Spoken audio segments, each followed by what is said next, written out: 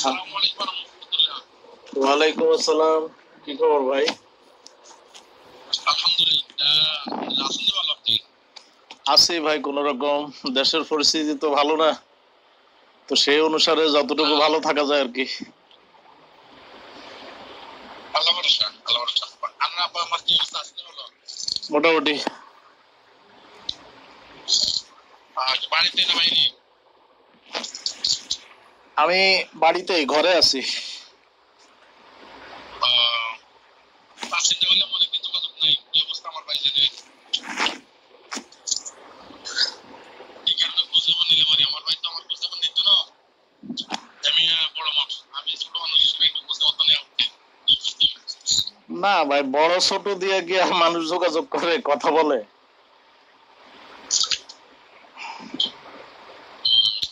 তো আপনার কি খবর? এই তো আলহামদুলিল্লাহ, আল্লাহ দরবারে শুকরিয়া, ভালো আছি ইনশাআল্লাহ। ও যাক, ভালো তো। এইদিকে যে কোনো যোগাযোগ করতেছেন না আপনার ব্যাপার কি? আমি ভাই করব না ভাবতেছি আর কি, আর কন্টিনিউ করব না আর কি। তারপরেও দেখেন না, আমার পরামর্শ, এখন তো সবই শেষ, সময় হয়ে গেছে, পরীক্ষা হবে সামনে, মনে হয় পিস দেওয়া উচিত হবে না আর কি, আমার পরামর্শ আর কি। না ভাই, এখানে মূল কথা রয়েছে কি দেখেন, মানে একটা উসুল থাকে সব জিনিসের। যেমন ধরেন, আমার তো এখন পড়তে যাওয়ার কথা না, যেমন আপনারা গেছেন, আপনাদের একটা সার্টিফিকেট দরকার। আমার তো সার্টিফিকেট দরকার নাই ভাই, আমার চাকরির বয়স নাই। কিন্তু আমি গেছি মানে স্বতঃস্ফূর্ত ভাবে একটা লেখাপড়া করব, একটা জিনিস বুঝে শুনে একটা পরীক্ষা দিয়ে ইনটেক একটা সার্টিফিকেট নিব, মনের একটা শান্তি হবে, মনের শান্তির জন্য কিন্তু গেছি। তো এখন ওখানে তো ওইটা রক্ষা হইলো না। একদিকে ডিপ্লোমেসি, আরেকদিকে এখন আবার এই যে দেশের পট পরিবর্তনের কারণে আমার ওই পারিবারিক বা সামাজিক একটা বিবর্তন তৈরি হয়ে গেছে। তো সে প্রেক্ষাপটে সবকিছু মিলে মানে বাদ দিতে হবে আর কি, এই হলো কথা। আমার সামনে যে জীবন পরিকল্পনা, সেই পরিকল্পনার মধ্যে পথ পাল্টাই ফেলছে, আর পাল্টাই গেছে বা পাল্টাই ফেলছি, এরকম একটা বিষয় আর কি।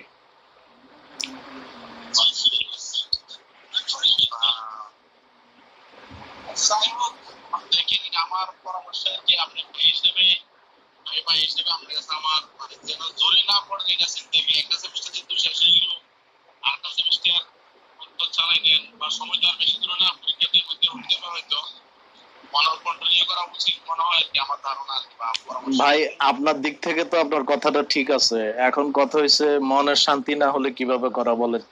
দেখেন, আপনি নিজেই আমাকে কিন্তু বললেন যে সেকেন্ড সেমিস্টারের আমাদের একটা ইয়ে হয়েছে, ক্লাস টেস্ট হয়েছে, সেখানে আমি হাইয়েস্ট মার্ক পাইছি, আপনি নিজে বললেন। তারপরে যদি ওইটা হাইয়েস্ট মার্ক হয়ে থাকে, তাহলে আমার এরকম প্রত্যেকটা বিষয়ে, আমি যে ফাইনাল দিলাম, ফার্স্ট ইয়ার ফাইনাল, ওখানে কিন্তু আমার এই ধরনের মার্ক থাকার কথা। এখন বলেন, ওই প্রেক্ষাপটে কিভাবে মেনে নেওয়া যায়? 3.26 কিভাবে মেনে নেই বলেন? যেখানে আমার রেজাল্টটা কিন্তু হাইয়েস্ট হওয়ার কথা, আমি মনে করি আর কি, আমি যেভাবে পরীক্ষা দিছি সেই আন্দাজে বলতেছি। তো সেই জায়গায় আমি 3.26 নিয়ে মিজানুর রহমানের 3.67 আর লিপিদের 3.5 এর উপরে নাম্বার জানার পরে আমি আমার নিজের উপরে আস্থা হারিয়ে ফেলছি ভাই। তো সেই প্রেক্ষাপটে দেখেন, কেউ কেউ নকলে রাষ্ট্র পরীক্ষা দিছে, সেটা নিয়ে আমার কোনো বাকবিতণ্ডা নাই। কিন্তু যখন আমি দেখলাম যে মিজানুর রহমান এবং লিপি, আমরা এই তিনজন এক টাইপের পরীক্ষা দিছি, এটা নকলের আশ্রয় নেই, আমাদের নিজেদের থেকে পরীক্ষা দিছি।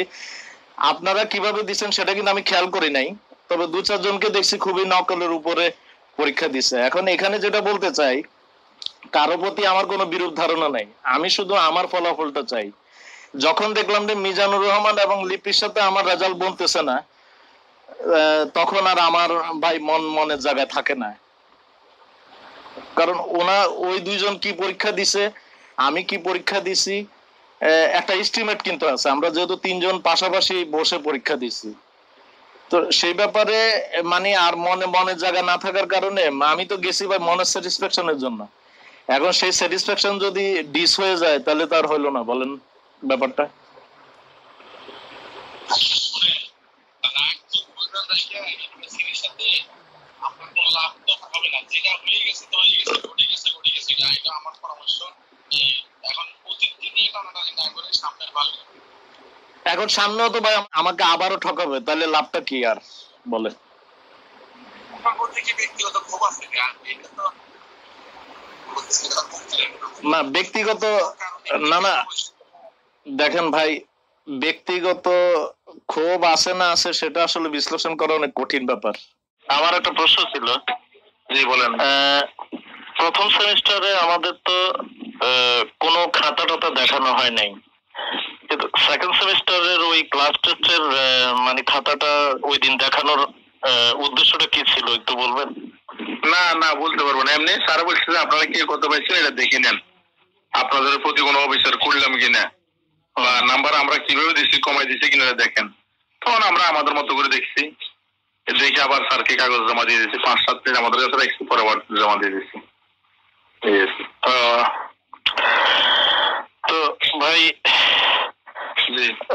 মূলত ব্যাপারটা হচ্ছে কি জানেন, এক একজনের তো একই কর্ম কিন্তু উদ্দেশ্য থাকে ভিন্ন। তো আমার উদ্দেশ্যটা হচ্ছে ভাই মনের স্যাটিসফ্যাকশন, তো সেটাই যখন আর বলবৎ রইল না, এই জন্য আগ্রহ হারিয়ে ফেলছি আর কি। এখন মোটামুটি আমি ডিটারমাইন্ড হয়ে গেছি আর করব না আর কি। ওই ফার্স্ট সেমিস্টার পর্যন্ত ওনাদের যে অফিসিয়াল খরচ সেটা রেখে বাকি টাকাটা নিয়ে আসবো আর কি। এই হলো। কত জমা দিচ্ছেন আপনি? কত জমা দিচ্ছেন? ফার্স্ট সেমিস্টারে ফুল টাকা দিছি আর কি, 28,500। বাকি টাকা কি বলছেন বুঝিনি ওইটা। ভাই না বুঝার কি আছে এখানে, মানে অফিসিয়াল খরচটা রেখে আমার যে টাকাটা পাবো সেই টাকাটা নিয়ে আসবো আর কি গিয়ে। ও আচ্ছা আচ্ছা আচ্ছা আচ্ছা, ঠিক আছে ঠিক আছে, আপনার যেভাবে সুবিধা মনে করেন আপনি এভাবে করেন, যেহেতু আপনি করবেন না বলতেছেন তাহলে তো আর আমার কিছু বলার নাই। আমি চিন্তা করছি যে আমরা গেছি অনেক ভাই একসাথে হয়েছি, আমরা সব ভাইগুলো আবার এই কোর্সটা করবো, এটুকু আমার একটা চিন্তা ছিল। যদি ভাই নাই করেন তাহলে তো ধরেন আমার পক্ষ থেকে আর কিছু বলার নাই। আমি হয়তো না ভাই ঠিক আছে, মনে করেন 22 জনের মধ্যে আমি একজন মিস হয়ে গেলে কোনো তো ক্ষতির কিছু নাই ভাই, তাই না? না না না ওইটা না। আমি জাস্ট আমার আবদারটা মানে আমি চিন্তা করছি আর কি যে আমাদের কেউ যেন অন্তত ঝরে না যায়, এটা চিন্তা করছি, অন্য কিছু না।